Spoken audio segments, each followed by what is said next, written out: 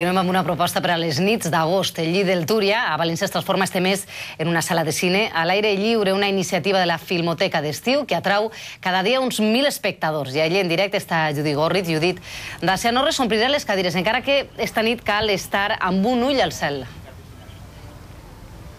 Bé, de moment encara no hi ha espectadors perquè és un poc pronte i, a més, com comentaves, estem tots pendents de l'hora G de la pluja que esperem que no aparega en esta nit de cine. Però ens han dit que això s'omplirà, ja que els espectadors de la Filmoteca aguanten pluja, trons i el que faça falta perquè són molt cinèfils i saben que així poden trobar una bona programació i, a més, en versió original. És que este cine té molts avantatges. L'entrada, per exemple, només val 3 euros i per uns 5 euros més, el que podem fer és fer-nos un entrepà amb beguda així al bar. O si ens agrada més l'opció, podem portar-nos el sopar de casa i menjar-nos-el així. Esta és una de les activitats que més èxit té a l'estiu a la ciutat de València, perquè, com ara veuran, les nits a la Filmoteca d'Estiu tenen un encant especial.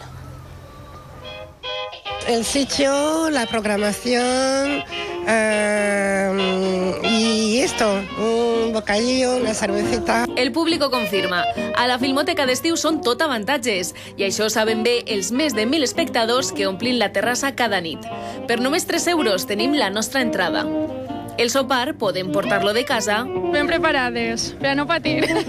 O bé comprar-lo al bar i acompanyar-lo amb beguda fresca per uns 5 euros. I després... Ala, apartar tot lo que puguem.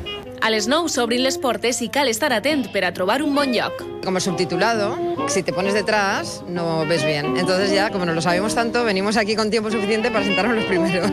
A altres, en canvi, els agraden més les últimes files.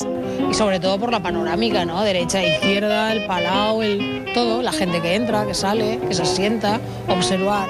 Fins el 28 d'agost tenim el millor cinema en versió original al Llit del Túria de València.